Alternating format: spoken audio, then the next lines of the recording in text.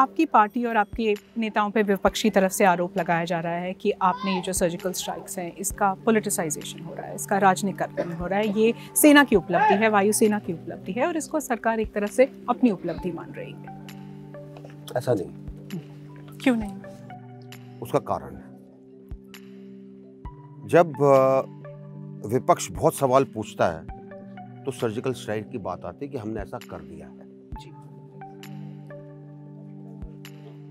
जब भारत के अंदर एक निर्णायक फैसला होता है जो अपने आप के अंदर एक पैराडाइम शिफ्ट है, एक नई मिसाल है कि भारत आतंकवाद की लड़ाई के अंदर सीमाओं में नहीं बंधा रहेगा। बालाकोट इंपॉर्टेंट नहीं है, कितने मरे, कितने जिंदे रहे, कितने भाग गए, वो इंपॉर्टेंट नहीं है। जरूरी ये है कि भारत के राजनीतिक नेतृत्व ने एक ऐसा फैसला लिया जो अपने आप के अंदर बहुत सशक्त, सुदृढ़ और ताकतवर है, और वो था कि हम सीमाओं में नहीं बंधे रहेंगे। सिर्फ हमने यही कहा और कुछ नहीं कहा। अब आप उसके अंदर से सवाल निकालने लगे, आप वो खिसियानी बिल्ली खंबा नौचे की तरह कहने लगे जी कितने मर गए हमको बताओ, हमें तो लगता है कि कुछ नहीं हुआ है, हमें तो लगता है ये आप ही ने कराया होगा। ये विपक्ष के पास कुछ है नहीं, और विपक्ष जो है अपनी खामियों के ऊपर पर्दा डालने के लिए इन सब बातों को करता है। आपको ये सवाल पूछना क्या इतना नाजायज़ है कि क्योंकि पब्लिक डोमेन में ये फिगर्स आई थी 200, 250, 300, और विपक्ष का कहना ये है कि वो किसी तरह से इस बात पे आपसे विरोध में नहीं है कि ये सर्जिकल स्ट्राइक्स हुई हैं कि नहीं हुई हैं। एक आधा ऐसे कमेंट आए होंगे, पर ज़्यादातर विपक्ष का कहना है कि हम इस पे आपके साथ कोई काउंटर नहीं कर रहे हैं, हम सिर्फ जानना चाहते हैं। ये क्या इतना अनरीजनेबल डिमांड है? अनरीजनेबल इसलिए है, और उसका एक काउंटर क्वेश्चन है, क्या आप अपनी सेनाओं पर शक करते हैं? आपका कहने का तात्पर्य है कि जब अगर मैं किसी ऑपरेशन में जाता हूँ, मेरे जवानों की जान खतरे पर होती है, हम कुछ काम करके आते हैं, उसके बाद मुझसे कोई पूछे कि आप 4 मार के आए या 5 मार के आए या 10 मार कर आए, पर ये सवाल वो उनसे नहीं पूछ रहे थे, सरकार से पूछ रहे थे। चाहे सरकार हो, बात तो वही है ना। सरकार कहाँ से लेकर आएगी? सरकार तो नहीं गई ना देखने के लिए, वो तो फोर्सेस ने किया है। आप उसी के ऊपर शक कर रहे हैं। पर सरकार क्या विपक्ष को काउंटर कॉन्फिडेंस में लेके बता नहीं सकती थी? उसका टाइम होता है, बताएंगे।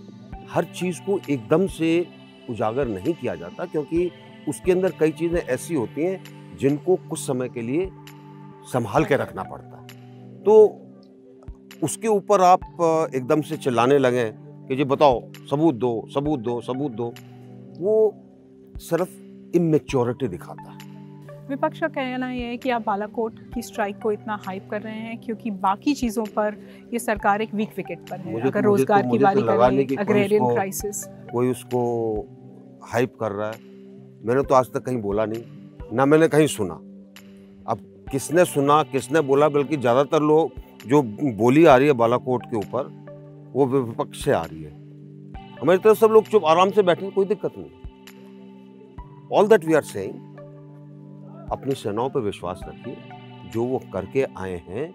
अगर उन्होंने कहा है कि हमने इतने टारगेट थे, हमने 80% डिस्ट्रॉय कर दिए, तो इसका मतलब है उस पर बिलीव करिए।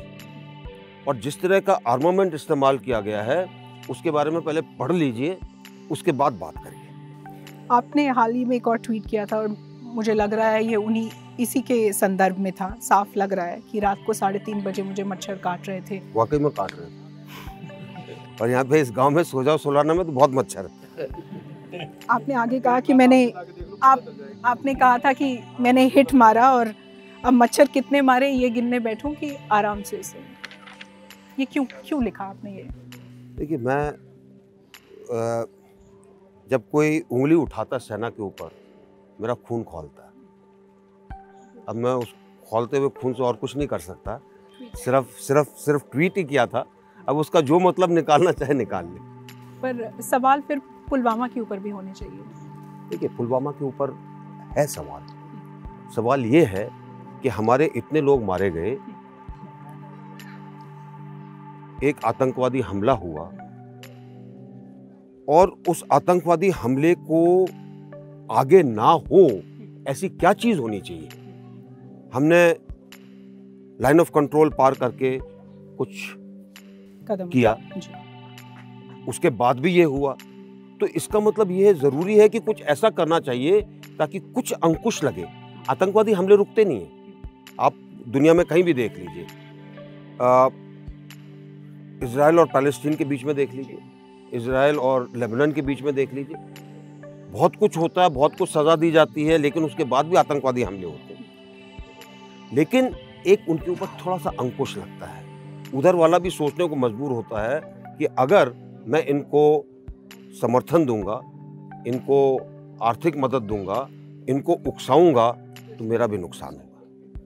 एक आखिरी सवाल इसी मुद्दे पर और फिर मैं वापस उत्तर प्रदेश पे आऊंगी कि भारत ने आधिकारिक रूप से पाकिस्तान का जो नेशनल डे था उस पर बॉयकॉट किया था, पर इमरान खान का कहना है कि आधिकारिक तौर पर बॉयकॉट नहीं किया था हमने पाकिस्तान के नेशनल डे का। हमने जब लोगों को बोला कि वहाँ पर नहीं जाइए, उसका कारण है कैसे समझा जाए ये कि हमने एक विशेष भेजे और इतना बड़ा हादसा होता है और हर देश के अंदर ये चीज़ होती है कि आप शोक के अंदर हैं, इतना बड़ा हादसा हुआ है, एकदम से आप नॉर्मल सी कैसे दिखा देंगे। एक ह्यूमन फैक्टर है, मानवीय चीज़ है कि आप एकदम से जाकर उनके गले मिल लें, मुझे तो हाथ मिलाते हुए भी अजीब लगेगा।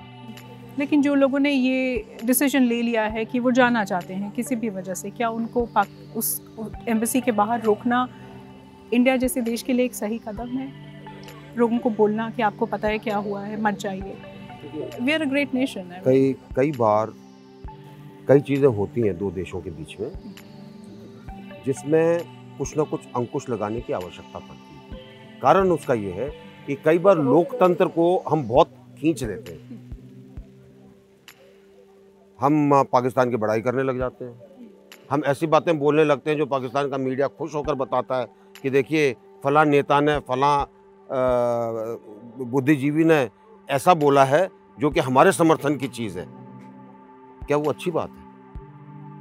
पर ये क्या सरकार का डिसीजन होना चाहिए कि वो इंडिविजुअल लोगों को रोके ये कहने से या मना करे जाने से? देखिए, इसके अंदर दोनों तरफ कुछ ना कुछ है और अपने तौर पर एक फौजी होने के नाते मैं स्पष्ट कह सकता हूँ कि रोका गया तो बहुत अच्छी बात।